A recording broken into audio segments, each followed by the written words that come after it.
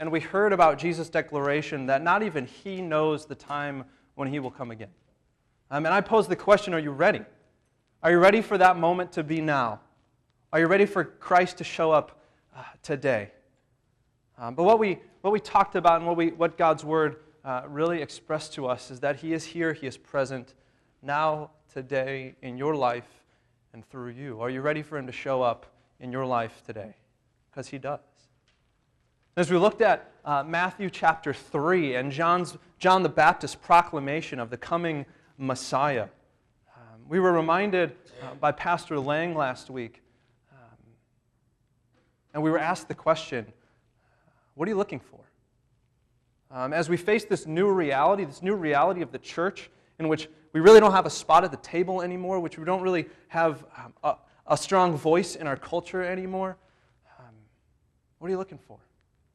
And he brought up the grain and the chaff, the good and the bad, and he reminded us to present those things in our lives and those things that are part of this church to Christ, and let Him do that work for us, to separate the bad from our lives, from the good. And what Pastor Lang reminded us in the end is that because of our baptism, because of what Christ has done in our life, we are the grain.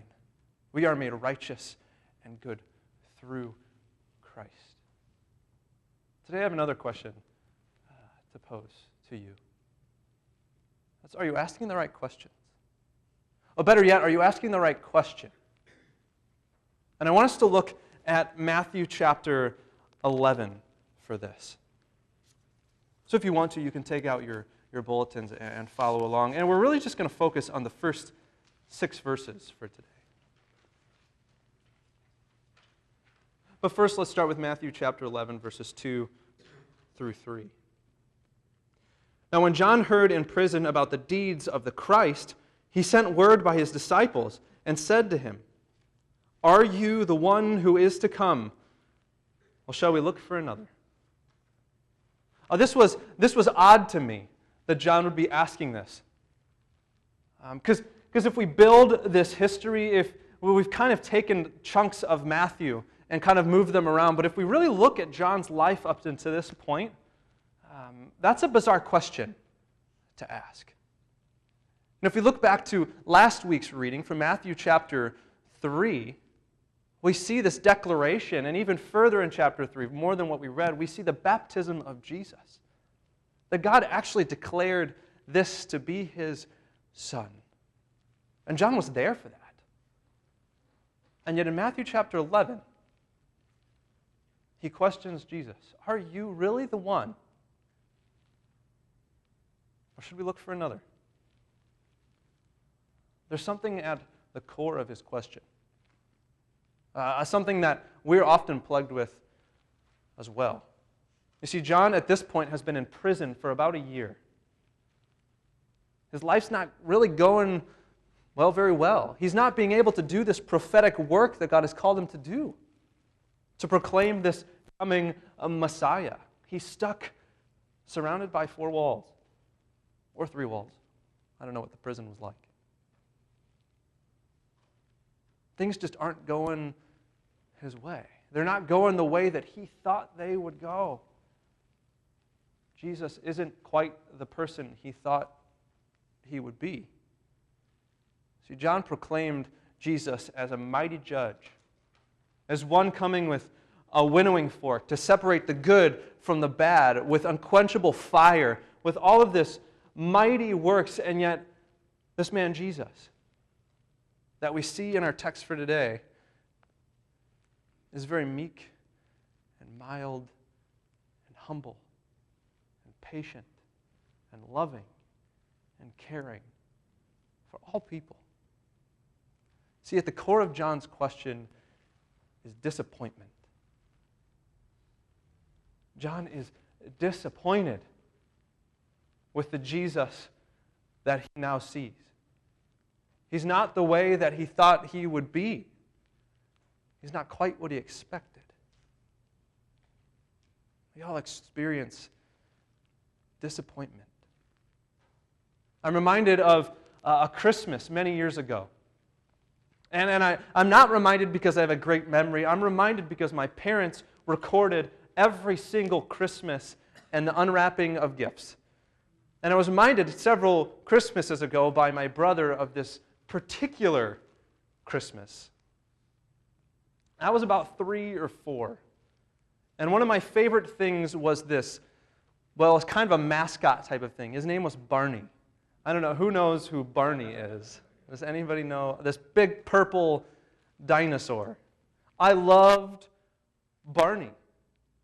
And what I had was I had a blanket that had Barney on it. I had sheets that had Barney on it. I had pajamas that had Barney on it. But the one thing I didn't have was a Barney stuffed animal.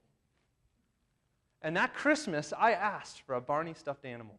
And we were down to the last 2 gifts, my brother's gift and my gift. And usually my parents saved the best for last. And there was a square box about this big that my parents had for me. And I was praying that it was the Barney. And it was my turn to unwrap the gift, and my parents gave me this box, and I tore it open.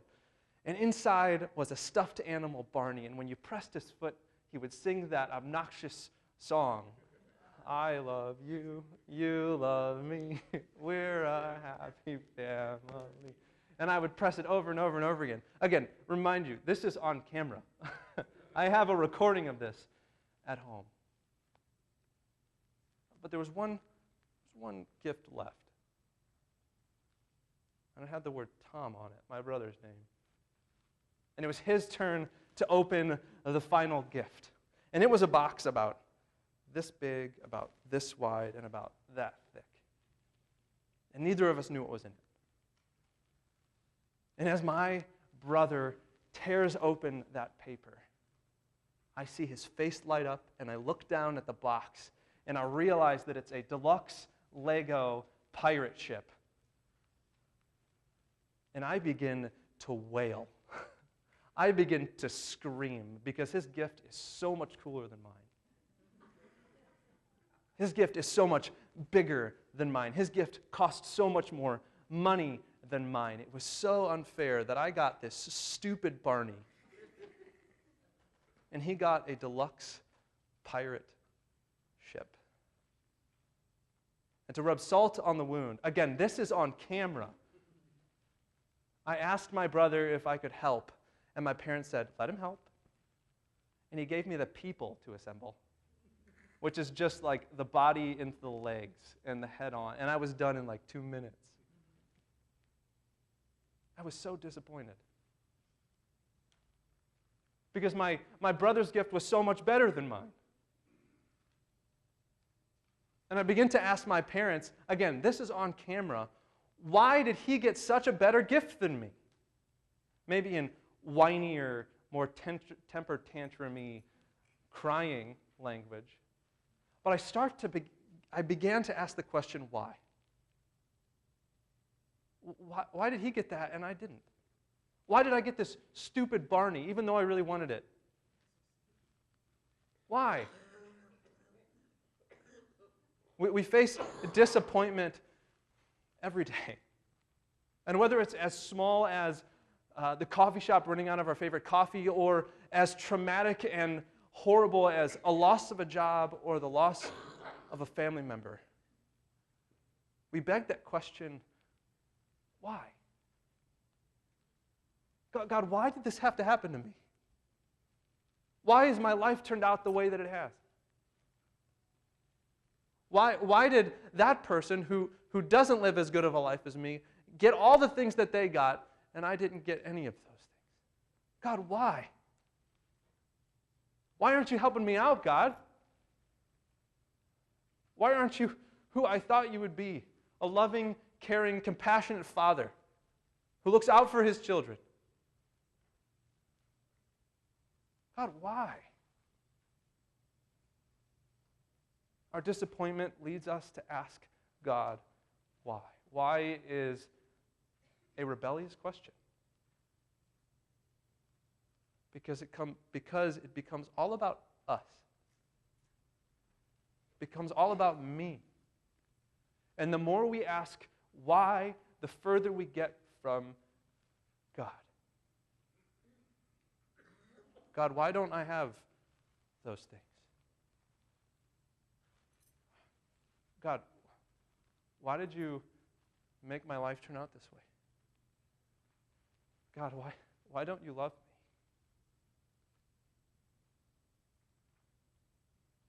You see, the question, why, is the wrong question. Our human nature desires to know why things happen the way that they do. The ultimate question, why bad things happen to quote-unquote good people, is the question we all ask, is the question we've all been asked as Christians. God, why does this happen to me? I've been such a good person. I've done everything you've asked. Kind of. But as we continue reading in Matthew chapter 11, which I lost the page of,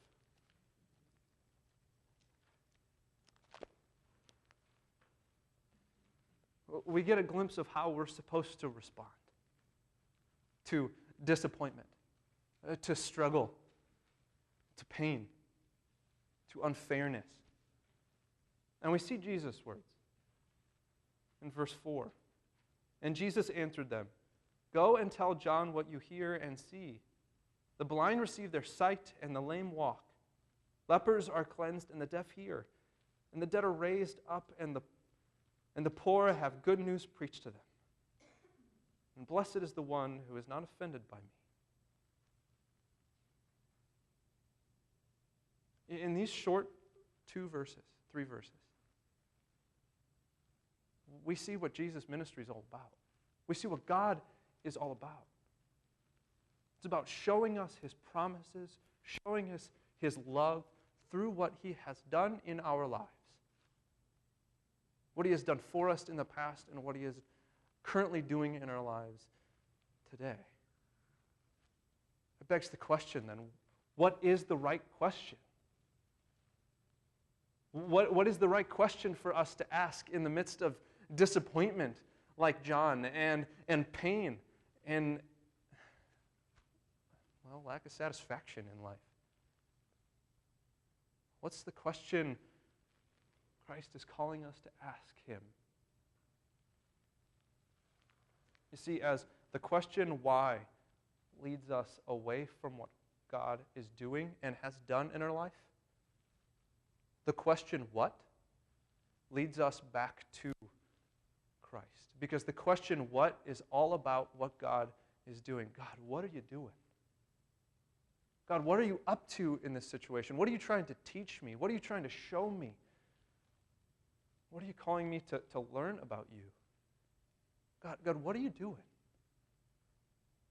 And as we ask the question what, it doesn't become about us. It becomes about the work of Christ in our life. It becomes about the work of Christ in the community in which we're placed. As we look at this church and we're frustrated and we're angry about why it's not growing, about why we can't get more people in the pews, instead of asking why, maybe we should start asking what. God, what work do you have for us to do? What are you calling us to participate in our community? What role do you have for me in this church? See, the truth of it is that the thing that God is in the business of doing is restoring the creation that He lost in the fall. And for us, He gave us clearly His actions to point back to. And as we ask the question, what? We are ultimately led back to the foot of the cross and the opening of an empty tomb. That's what God is up to. He's up to constantly, daily, hourly restoring you, redeeming you. That's what He's up to. He's in the business of not only restoring you, but restoring the people of this world. And He works through you to do that. The question I want to pose to you today as we struggle to ask why, to prayerfully consider what God may be calling upon you to do. What may God be wanting you to see him do? Jesus poses to John's disciples. Look what you have, tell John what you have seen. We have an active God. We have a God who desires to dive into his creation, as we talked about on the first Sunday of Advent, that God is here and he is present in our lives today. And in asking what, we get to allow God to work in our lives the way that he desires to work, the way that he wants to work. Jesus doesn't present us with a dissertation of why he's here to come. He just shows us. He shows us that he's in the business of restoration, that he's in the business of redeeming. And while that may be foolishness, while that may be a stumbling block for the Jews and foolishness for the Gentiles, that's what he's here to do. And that's what we're here to do. To abundantly love one another and to abundantly love our neighbors. Asking God, what next? What do you have in store for me next? What do you want to show me about yourself next, because you are here and you are active in my life? As I've been thinking about the questions that we ask and how they direct our thought and how they guide our life, I'm reminded of what Paul writes in 2 Corinthians. And he says this: all the promises of God have their answer in Jesus Christ. They are answered, yes, in the work of Jesus Christ, of what he has done for you. And I'm reminded that as I question why I'm here, what he has for me to do, what my role is here, not only as a pastor but as a Christian. I'm reminded that no matter what happens, no matter what tragedies I face, no matter what disappointment I feel, God's promises are answered yes. God's promises are confirmed in the work of Jesus Christ. He is in the business of restoration, and he daily restores you and redeems you. That is where our hope is found. In the name and for the sake of Jesus.